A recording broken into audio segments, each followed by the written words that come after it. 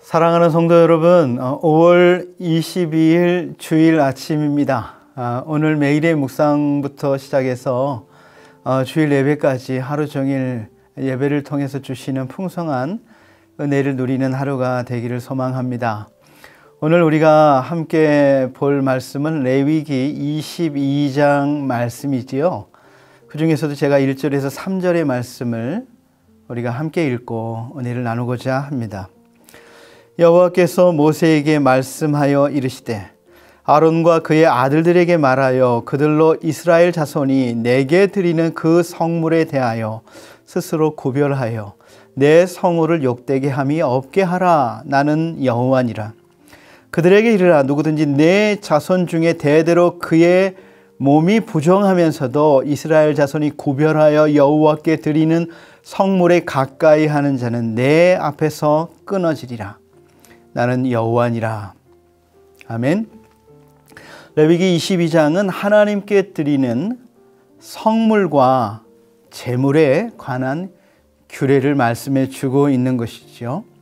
여기서 제물이다라고 하는 것은 이제 하나님께 제사를 드리기 위해 준비된 짐승이죠. 살아있는 짐승, 소나 양이나 염소나 혹은 또 곡식도 있습니다. 소재 같은 경우에는.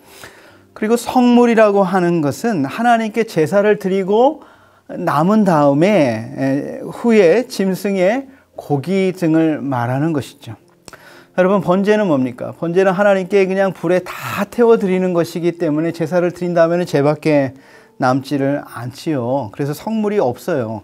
그러나 소제, 그 다음에 속죄제, 속건제, 화목제는 이 짐승을 다 태워드리는 게 아니고 짐승의 일부만을 태워드립니다.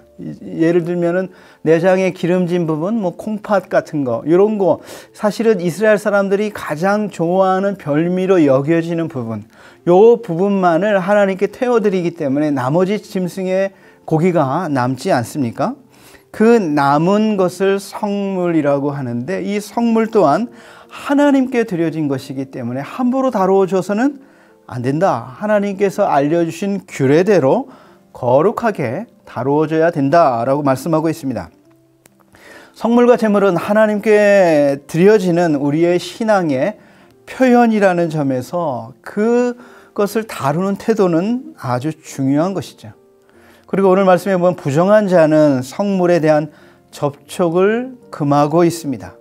그것을 어기는 자는 오늘 하나님께서 내 앞에서 끊어지리라 이렇게 말씀하고 있습니다. 또한 자격이 있는 자 외에는 성물을 먹지 못했고요. 또 하나님께 드리는 제물은 흠 없고 가장 좋은 것을 드려야 된다. 이렇게 오늘 레위기 22장 전체에 말씀하고 있습니다. 이것은 하나님께 드리는 우리의 공경의 표현, 전적인 헌신의 표현이다 이렇게 말하고 있는 것이죠. 첫 번째로 성물을 먹을 수 없는 자에 대해서 말씀하고 있지요. 누가 먹을 수 없습니까? 첫 번째로는 나병 환자와 유출병자는 이 성물을 먹을 수 없습니다. 하나님의 제사장으로 부정하게 된 자 중에 성물을 먹을 수 없는 사람 중에 나병 환자, 그 다음에 유출병 환자가 있습니다. 제사장이라도 부정하게 된 자가 이에 접촉이 되면 신성모독이 되기 때문에 나병과 유출병에 걸린 사람들은 그 성물의 접촉을 금하게 되었고 그 성물을 먹을 수 없었습니다. 두 번째는 부정한 것과 접촉한 자들이죠. 일시적인 부정하게 된 자들이죠.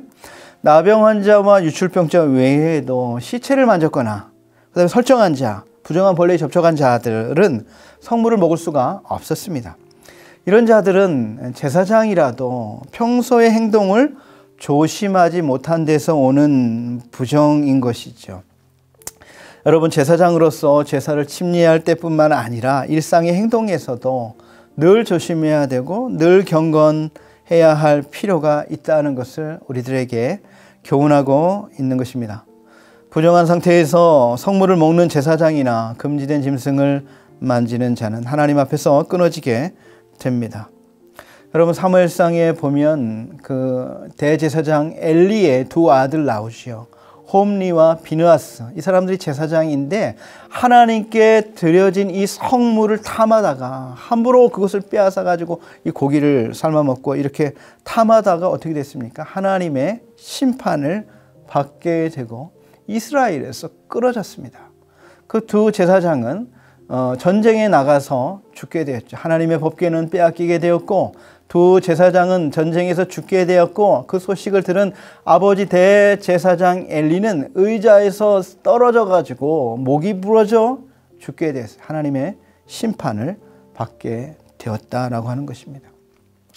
성물을 먹을 수 있는 자에 대해서 말하고 있습니다. 여기에서도 혼돈하지 말 것이 있는데 성물에도 두 가지가 있습니다. 지성물과 성물의 차이가 있어요. 지성물은 무엇입니까? 성물 중에서도, 성물은 뭐라, 제사를 드리고 남은 그 짐승의 고기라고 했죠.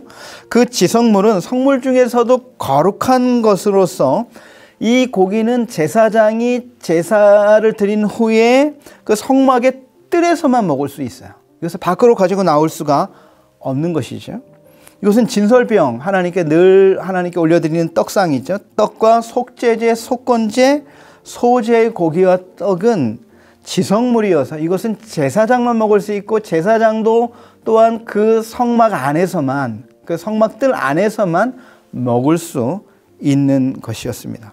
그러나 성물은 제사장의 가족과 제사를 드린 사람의 집에 가져가서 먹을 수 있습니다.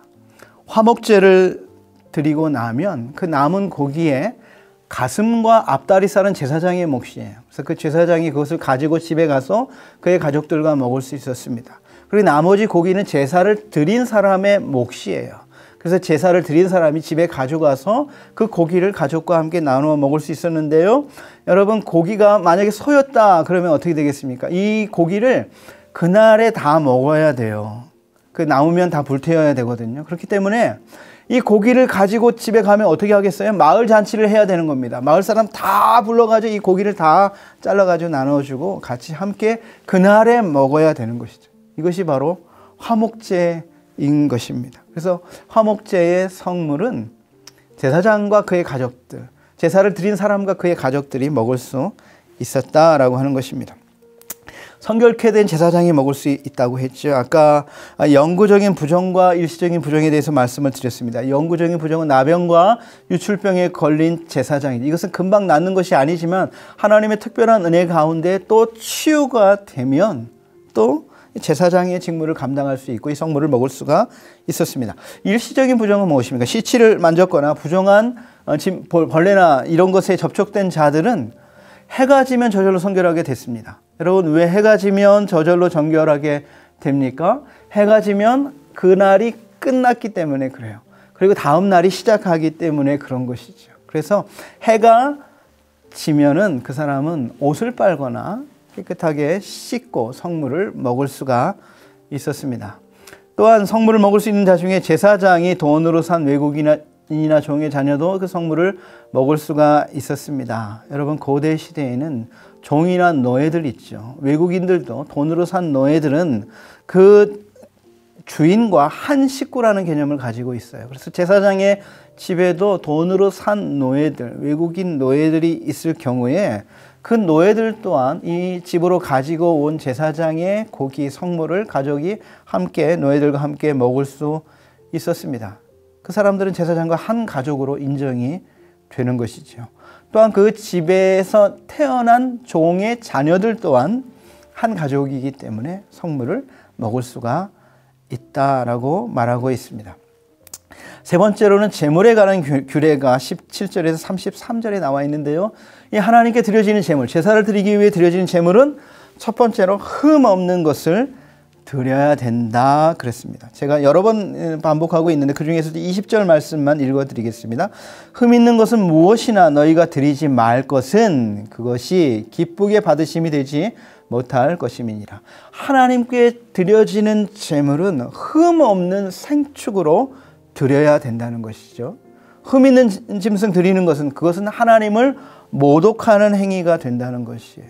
흠 없는 것은 상처 없는 것, 눈먼 것이나 다리 저는 것 이런 거 안 되죠. 피부병 걸린 거 이런 거 안 되죠. 이런 상처가 없는 완전한 동물을 가르치고 있는 것이죠. 이것은 나중에 뭘 의미합니까? 나중에 이 희생 제물은 신약 시대에 가면 누구를 의미하는 겁니까? 바로 우리를 위해 희생하신 희생 제물로 바쳐질 예수 그리스도를 의미하는 것이죠. 예수님이 우리의 죄를 대신해서 십자가 위에서 희생 제물이 되시는데, 예수님이 죄 있는 흠 있는 죄인이 되셔가지고는 우리의 죄를 대속하실 수가 없는 것 아닙니까?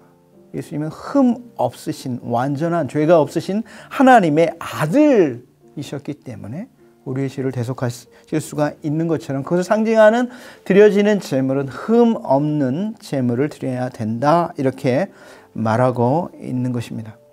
이스라엘 백성들이 나중에 욕심에 빠져가지고요, 눈 먼 거, 다리 저는 거, 이런 거 갖다 하나님께 드렸어요. 하나님이 그 제물을 기뻐하지 않는다, 그 제물을 연락하지 않는다, 이렇게 말씀하고 있습니다. 또 한 가지를 말하고 있는데요, 잔인함의 금지입니다. 하나님께 바쳐지는 제물이 야만적이고 잔인한 방법으로 준비되는 것, 그것은 하나님의 긍휼과 자비에 합당하지 않다라고 하는 것이죠. 그래서 갓 태어난 소나 양이나 염소의 새끼는 최소한 7일 동안은 어미의 젖을 먹게 했어요. 어미와 함께 있게 한 다음에 그 어미나 이 새끼를 제물로 바치게 되었습니다. 그리고 어미와 새끼를 함께 잡지 말라, 이렇게 말하고 있습니다. 당시 이방 족속들 사이에 유행하는 것인데요, 미신적인 사상에서 어미와 새끼를 함께 잡기도 하고, 또는 식도락적인 취미에서 어미와 새끼를 함께 잡아먹는 것이 유행했는데, 이것은 하나님의 긍휼과 자비의 성품에 위배되는 것 아니겠습니까? 하나님께서 그래서 이렇게 하지 말라, 이렇게 말씀하고 있는 것입니다. 사랑하는 성도 여러분, 성결하다는 것은 어떤 돈이 많아야 된다거나 권력이 있어야 된다거나 그런 것을 말하지 않습니다. 외모가 아름다워야 된다거나 화려해야 된다, 이런 것이 아닙니다. 성결이라고 하는 것은 하나님과의 올바른 관계, 의로운 관계를 의미하는 것이지요. 오늘 우리가 하나님께 제사를 드릴 때 제사장의 성결, 그리고 하나님께 드려지는 제물의 성결에 대해서 말씀하고 있지 않습니까? 그래서 오늘 누가 제사장입니까? 베드로전서 2장 9절에는 바로 우리가 제사장이다, 그래서 왕 같은 제사장이요, 그러지 않았습니까? 그래서 오늘 우리 자신이 성결한 삶을 살아야 되는 것이죠. 예배를 집례할 때뿐만 아니라 평소의 삶에서도 제사장은 늘 성결의 삶을 추구해야 된다. 그것처럼 오늘 우리가 왕 같은 제사장으로서 매일의 삶의 성결을 우리들에게도 말씀하고 있는 것입니다. 또한 흠없는 제물을 드리라 라고 하는 것도 계속해서 말씀드리고 있지만, 로마서 12장 1절에 우리 자신을 거룩한 산 제물로 드리라, 그렇기 때문에 우리 자신이 흠없는 하나님 앞에 드려지는 거룩한 산 제물이 되어야 된다라는 거 하는 것입니다. 어떻게 할 수 있습니까? 이 세대를 본받지 말고 하나님의 선하시고 기뻐하시고 온전하신 뜻을 쫓아서 행하는 삶을 사는 것이죠. 우리는 이 세상에 살지만 이 세상의 사람들과 같은 방법으로 살지 않는다라고 하는 것입니다. 하나님의 선하시고 온전하시고 기뻐하시는 뜻을 쫓아 성결하고 거룩한 삶을 이루어 살아가라, 이렇게 오늘 말씀을 통해서 우리가 교훈을 받을 수가 있겠습니다. 사랑하는 성도 여러분, 오늘 저와 여러분 때문에 우리가 사는 이 세상이 더욱더 거룩해지고 또 아름다워지고 살만한 세상, 함께 살고 싶은 그런 세상이 되었으면 좋겠습니다. 저와 여러분의 거룩하고 성결한 삶을 통해서 그것을 이룰 수 있습니다. 저와 여러분이 그런 복된 삶이 되시기를 주님의 이름으로 축원드립니다. 기도하겠습니다. 하나님 아버지, 오늘 하루 우리의 삶이 하나님 보시기에 거룩하고 성결한 삶이 되게 하여 주시기를 원합니다. 입술로만 우리가 거룩을 외치고 성결을 외치는 자가 아니요, 하나님의 온전하시고 기뻐하시고 선하신 뜻이 무엇인지를 생각하고 그 뜻을 선택하고 찾고 순종해 나아갈 수 있는 그런 성결한 우리의 삶이 되도록 우리에게 은혜를 베풀어 주옵소서. 예수님의 이름으로 기도드리옵나이다. 아멘.